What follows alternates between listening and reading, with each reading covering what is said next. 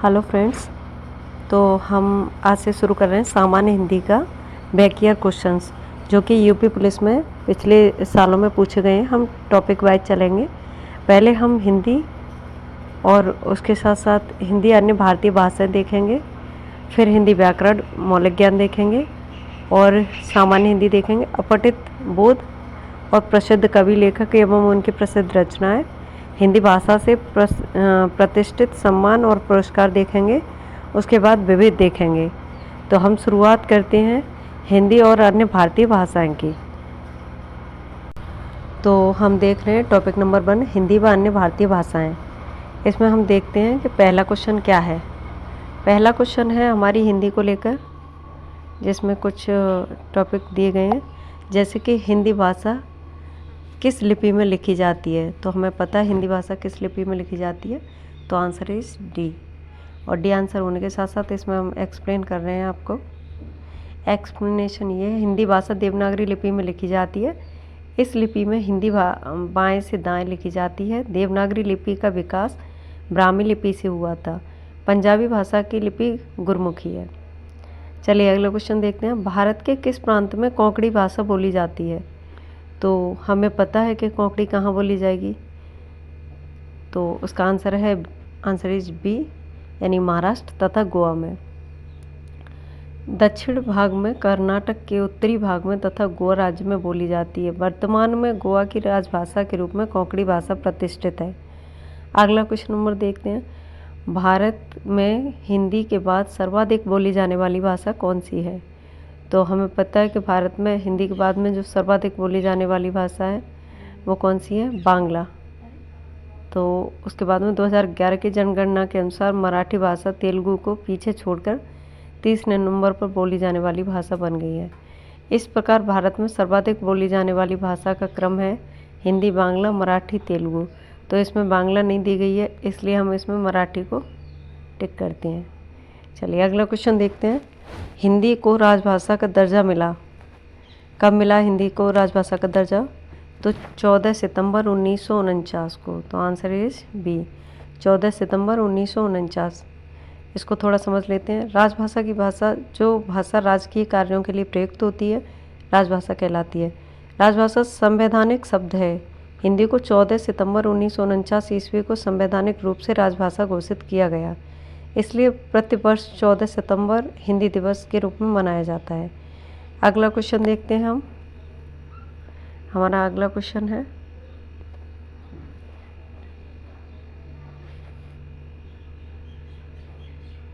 अगला क्वेश्चन कह रहा है हमारा, भाषा खाली स्थान भाषा की उत्तराधिकारिणी है।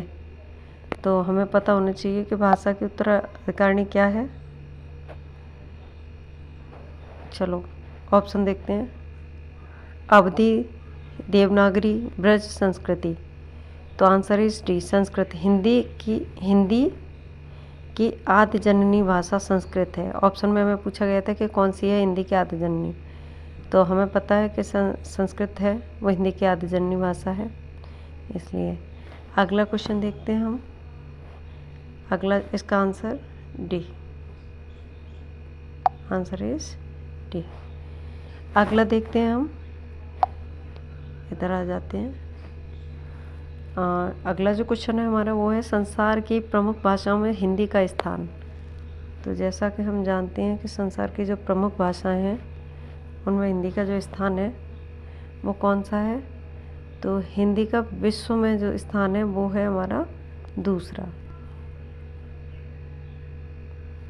तो हमारी जो हिंदी का स्थान है वो कौन सा स्थान है, दूसरा। चलिए थोड़ा समझते हैं।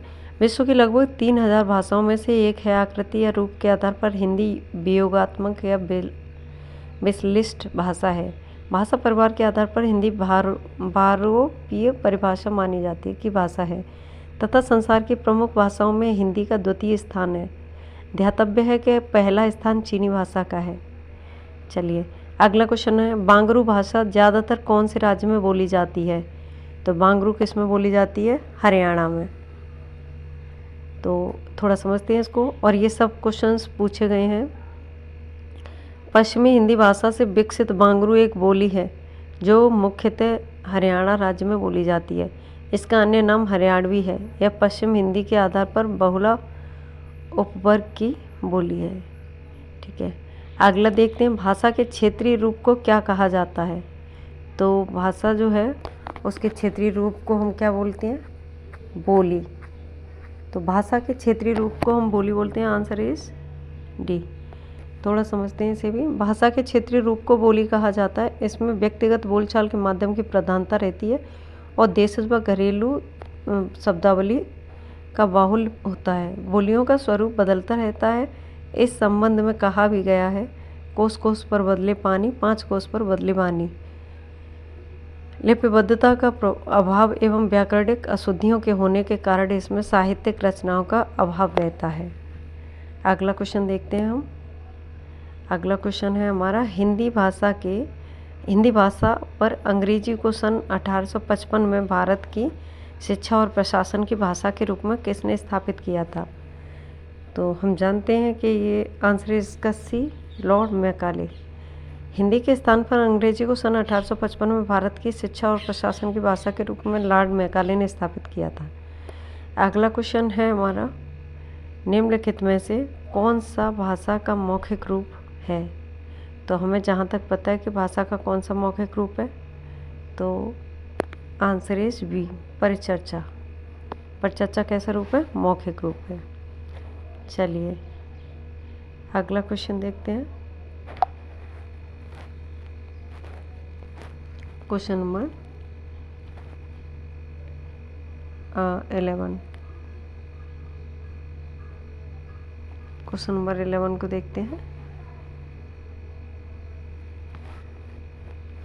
हाँ जी,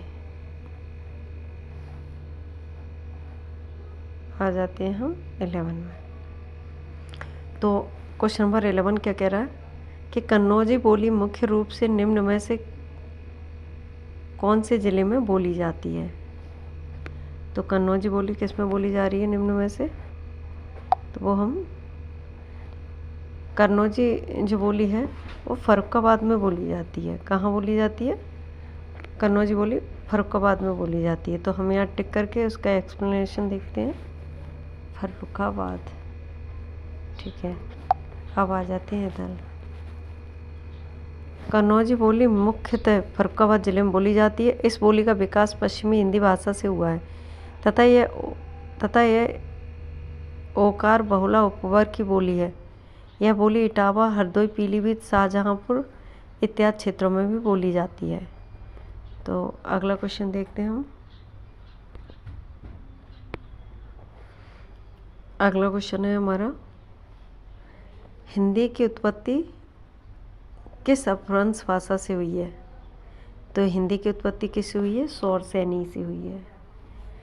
तो हिंदी की उत्पत्ति शौरसेनी अपभ्रंश से मानी जाती है, जबकि ब्राह्मण से सिंधी तथा मगधी से बिहारी हिंदी और शौरसेनी अपभ्रंश के ब्रजभाषा की उत्पत्ति हुई है। अगला क्वेश्चन देखते हैं। जनगणना 2001 के हिसाब से भारत में निम्नलिखित भाषाओं में से सबसे अधिक कौन सी भाषा बोली जाती है?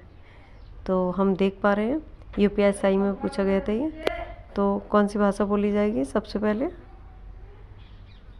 इसका आंसर है सी, बंगाली। 2001 जनगणना के अनुसार भारत में सर्वाधिक बोली जाने वाली भाषा हिंदी है तथा दूसरे स्थान पर बांग्ला भाषा है। प्रश्नगत विकल्पों के आधार पर विकल्प सी सही होगा। भारत में सर्वाधिक बोली जाने वाली भाषा, ये क्वेश्चन हमने पहले भी देखा है, फिर से आ गया। किस वर्ष में हिंदी भाषा को कार्यान्वित करने का प्रस्ताव रखा गया था? तो बात प्रस्ताव की हो रही है तो हमें याद होगा, इससे पहले हमने ये क्वेश्चन सॉल्व किया है। आंसर इज 14 सितंबर 1949। हिंदी भाषा को कार्यान्वित करने का प्रस्ताव 14 सितंबर 1949 को रखा गया था। इसी दिन हिंदी भाषा को राजभाषा का दर्जा दिया गया था और आपको पता है हिंदी दिवस मनाया जाता है। अगला क्वेश्चन है, रोमन लिपि का प्रयोग किस भाषा के लिए नहीं होता है? तो हमें पता है रोमन लिपि का प्रयोग किस भाषा के लिए नहीं होता? कुल्लूई। आंसर इज ए, कुल्लूई भाषा के लिए रोमन लिपि का प्रयोग नहीं होता है। अन्य भाषाएं जैसे फ्रेंच है, जर्मन है, स्पेनिश के लिए रोमन लिपि का प्रयोग किया जाता है। कुल्ली भाषा भारत के हिमाचल प्रदेश में कुल्लू जिले में बोली जाती है। इस भाषा के लिए टांकरी लिपि जो गुरुमुखी से मिलती जुलती है प्रयुक्त होती है। आजकल लोग इस भाषा को देवनागरी लिपि में लिखते हैं। चलिए अगला क्वेश्चन देखते हैं। पुरानी हिंदी, उर्दू और अंग्रेजी के मिश्रण से उत्पन्न नई ज़बानी कौन सी है? तो पुरानी हिंदी से जो वो है वो हमारी होती है हिंदुस्तानी। तो हिंदुस्तानी जो है वो किससे? उर्दू, अंग्रेजी और पुरानी हिंदी का मिश्रण है। अगला क्वेश्चन देखते हैं।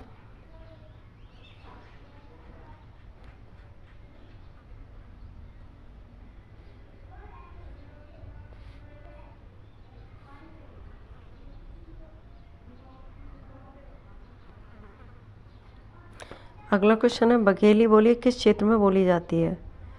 तो जो बघेली बोली है उसको हम जहाँ तक देख पाते हैं वो हमारी बघेली बोली जो है वो जबलपुर के क्षेत्र में बोली जाती है। तो जबलपुर में बोली जाने वाली जो मुख्य बोली है वो बघेली है, पूर्वी हिंदी की बोलियों के अंतर्गत आती है, जिसका विकास अर्धमागधी अपभ्रंश से हुआ है। रीवा, मंडला, मिर्ज़ापुर आदि क्षेत्रों में भी बघेली बोली जाती है। इसका अन्य नाम रीवाई भी है। तो क्वेश्चन बनता है बघेली का अन्य नाम क्या है? तो हम बता सकते हैं रीवाई। अगला क्वेश्चन है हमारा, इनमें से कौन सी बोली मध्य प्रदेश की प्रमुख बोलियों में से नहीं है? तो हमारा जो आंसर होगा वो होगा Bangru. Answer is B. Answer is B, Bangru. तो बांगरू बोली हरियाणा में बोली जाती है। हरियाणी का ही अन्य नाम बांगरू भी है। मालवी, निमाड़ी, बुंदेलखंडी मध्य प्रदेश की प्रमुख बोलियां हैं। बुंदेलखंडी वहाँ की अधिकांश जनसंख्या द्वारा बोली जाती है। अगला क्वेश्चन है, रागड़ी बोली कहाँ बोली जाती है? तो रागड़ी हमें पता है कहाँ बोली जाएगी, ये भी हरियाणा में ही बोली जाती है। हरियाणवी बोली के प्रचलित रूपों में से एक है। उच्चारण की दृष्टि से इसी से मिलती जुलती एक और बोली है रांगड़ी, जो राजस्थान से दक्षिण पूर्वी भाग में बोली जाती है। ये रागड़ी है और वो रांगड़ी है, इतना अंतर है इसमें। हिंदी भाषा की कौन सी भाषा है? हिंदी भाषा की कौन सी भाषा है? तो हमें पता है राष्ट्रभाषा है नहीं, तो हमारा आंसर क्या होगा? राजभाषा। हिंदी भारत की राजभाषा है। भारत की राजभाषा के रूप में ही हिंदी को 14 सितंबर, जैसा कि हमने पिछले उनमें देखा है, और जिस धारा में रखा गया है 343 धारा 343 के सब क्लॉज ए में रखा गया है। भारतीय संघ की राजभाषा हिंदी और लिपि देवनागरी। अगला क्वेश्चन देखते हैं हम, भारत भाषा लिखने के लिए प्रयुक्त चिन्हों के व्यवस्थित रूप को क्या कहते हैं? तो हमें पता है कि जब भी हम भाषा को लिखते हैं तो किस में लिखते हैं? लिपि में लिखते हैं। तो आंसर इज डी। भाषा लिखने के लिए प्रयुक्त चिन्हों के व्यवस्थित रूप को लिपि कहते हैं और भावों और विचारों के व्यक्ति के लिए रूढ़ अर्थों में प्रयुक्त ध्वनि संकेतों की व्यवस्था को भाषा कहते हैं और भाषा के क्षेत्रीय रूप को बोली के रूप में जाना जाता है। तो भाषा के शुद्ध और स्थायी रूप को निश्चित करने के लिए नियमबद्ध योजना व्याकरण कहलाता है। अब हम अगला क्वेश्चन देखते हैं अपना। अगला क्वेश्चन है हमारा, हथौड़ी बोली कहाँ बोली जाती है? तो क्वेश्चन क्या है, हथौड़ी बोली कहाँ बोली जाती है? तो हथौड़ी हमें पता है राजस्थान में बोली जाती है। तो आंसर इज ए। मध्य पूर्वी क्षेत्र में बोली जाती है। यह राजस्थान को कोटा, बूंदी, शाहपुर तथा उदयपुर जिलों में बोली जाती है। राजस्थान में बोली जाने वाली अन्य बोलियाँ मारवाड़ी, मेवाती, मालवी और जयपुरी प्रसिद्ध हैं। अगला क्वेश्चन है हमारा, दिए गए विकल्पों में से द्रविड़ परिवार की भाषाएं कौन सी हैं? तो द्रविड़ परिवार हमें पता होना चाहिए कि ये हमारा कहाँ होगा? साउथ में होगा। साउथ का कौन सा हो जाता है? कन्नड़। साउथ का कौन सा हो जाएगा? कन्नड़। तो आंसर इज डी। दिए गए विकल्पों में द्रविड़ भाषा की भाषा कन्नड़ है। यह भारत के कर्नाटक राज्य में बोली जाती है तथा कर्नाटक की राजभाषा है तेलुगु। तो कर्नाटक में कौन सी बोली जाएगी? कन्नड़ भी बोली जा रही है, लेकिन राजभाषा कौन सी है? तेलुगु, तमिल, मलयालम आदि भाषाएं भी द्रविड़ भाषा परिवार के अंतर्गत आती हैं। उड़िया, असमिया तथा बांग्ला भाषा का जन्म मागधी अपभ्रंश से हुआ है। निम्नलिखित में से प्राचीन भारतीय आर्य भाषा कौन सी है? तो हम समझते हैं, हम इसे भी देखते हैं। आंसर इज वैदिक संस्कृति। तो जो आर्य भाषा है कौन सी? आर्यंस ने आके लाए थे हमारे यहाँ। तो संस्कृति। निम्न में से प्राचीन भारतीय आर्य भाषा वैदिक संस्कृति है। शेष तीनों भाषाएं पाली, प्राकृतिक और अपभ्रंश इसकी परवर्ती हैं, अर्थात मध्यकालीन भारतीय आर्य भाषा के अंतर्गत आती है। अगला क्वेश्चन देखते हैं, मथुरा, आगरा, धौलपुर, ग्वालियर आदि क्षेत्र में निम्नलिखित में से कौन सी बोली बोली जाती है? तो आंसर है इसका ब्रजभाषा। मथुरा, आगरा, धौलपुर, ग्वालियर आदि क्षेत्रों में कौन सी बोली जाती है? ब्रजभाषा। खड़ी बोली कहाँ? खड़ी बोली कौरवी, मेरठ, मुजफ्फरनगर और सहारनपुर, दिल्ली, गाजियाबाद, रामपुर, बिजनौर आदि में बोली जाती है। अवधी, अयोध्या, जौनपुर, इलाहाबाद, लखीमपुर खीरी, उन्नाव, सीतापुर, फैजाबाद आदि में बोली जाती है। और बांगरू हरियाणवी, यह हरियाणा राज्य में बोली जाती है। अगला क्वेश्चन देखते हैं हम, क्वेश्चन नंबर 26। राजस्थान में अनेक बोलियां बोली जाती हैं, वाक्य में बोलियां शब्द क्या है? भाषा, पुल्लिंग, स्त्रीलिंग या बोली? तो आंसर है हमारा सी, बोली। तो अगला क्वेश्चन देखते हैं हम, हिंदी का मानक रूप किस भाषा से विकसित हुआ है? तो हिंदी का मानक रूप हमें पता है कि हमारा खड़ी बोली से विकसित हुआ है। तो आंसर है सी, हिंदी का मानक रूप खड़ी बोली से विकसित हुआ है, जिसे मानक हिंदी कहा जाता है। इसका प्रयोग शिक्षा, प्रशासनिक क्षेत्र व कार्यालयीय कार्यों में किया जाता है। अगला क्वेश्चन, लौकिक संस्कृति खाली जगह और खाली जगह अपभ्रंश हिंदी भाषा का उचित विकास क्रम है। रिक्त स्थान के लिए उचित विकल्प कौन सा है? तो आंसर इज ए है। तो लौकिक संस्कृति पाली, प्राकृतिक, अपभ्रंश हिंदी का भाषा का उचित विकास क्रम है। तो सबसे पहले जो हुई थी हमारी वो होती है संस्कृत, पाली, प्राकृतिक, अपभ्रंश, अपहट और उसके बाद में हिंदी। अगला क्वेश्चन देखते हैं हम। अगला क्वेश्चन है हमारा, आधुनिक भारतीय आर्य भाषा का काल कब से कब तक रहा है? तो आधुनिक जो आर्य भाषा है उसका काल जो रहा है हमारा वो रहा है हमारा आंसर है सी। तो हम इसे सी को क्लिक करते हैं, आंसर है सी। आधुनिक भारतीय आर्य भाषा का काल 1000 ईस्वी से अब तक रहा है। इसका काल कुछ इस तरह से 3 भागों में बांटा गया है। प्राचीन भारतीय आर्य भाषा 1500 ईसा पूर्व से 500 ईसा पूर्व तक, मध्यकालीन भारतीय आर्य भाषा 500 ईसा पूर्व से 1000 ईस्वी तक और आधुनिक भारतीय आर्य भाषा 1000 ईस्वी से अब तक। हिंदी को विकास प्रदान करने वाली कौन सी भाषा है? तो हमें पता है हिंदी का विकास कैसे हुआ है, अपभ्रंश भाषा से हुआ है। ठीक है, आप इसकी जो ट्रिक है SPPAAH। अगला क्वेश्चन देखते हैं, ब्राह्मी से किस लिपि की उत्पत्ति हुई है? तो हमें पता है ब्राह्मी से देवनागरी लिपि की उत्पत्ति हुई है। आंसर इज ए, देवनागरी लिपि की उत्पत्ति हुई है। एक अक्षरिक लिपि है जो बाएं से दाएं लिखी जाती है। पंजाबी गुरमुखी लिपि में लिखी जाती है तथा कहती है कि ऐतिहासिक लिपि है जिसका प्रयोग मध्यकालीन भारत में प्रमुख रूप से उत्तर पूर्व भारत, उत्तर प्रदेश, बिहार में किया जाता था। कुछ विद्वान इसे बिहारी लिपि का नाम भी देते थे। खरोष्ठी लिपि प्राचीन समय में प्रचलित लिपियों में से एक है जो दाएं से बाएं लिखी जाती है। शहबाजगढ़ी व मानसेरा में स्थित अशोक के जो अभिलेख हैं वो खरोष्ठी लिपि का ही नमूना है। अगला क्वेश्चन देखते हैं, हिंदी भारत की खालिस्तान है, सही वाक्य का प्रयोग करें। तो राजभाषा हमें पता है तो हम इसमें राजभाषा टिक करेंगे और इसको जो संविधान का भाग 17 अथवा तथा अनुच्छेद 343 सब क्लॉज 1 के अनुसार संघ भारत की राजभाषा हिंदी और लिपि देवनागरी है। संविधान की 8वीं अनुसूची में मूल रूप से 14 भाषाएं थीं, वर्तमान में 22 भाषाओं को सम्मिलित किया गया है। अगला क्वेश्चन देखते हैं हम, आधुनिक भारतीय आर्य भाषाओं का विकास किससे हुआ है? तो हमारे पास ऑप्शन है पाली, अपभ्रंश, प्राकृति एवं संस्कृत। इससे पहले भी क्वेश्चन बने हैं तो हम इसमें टिक करेंगे अपभ्रंश को, आंसर है सी।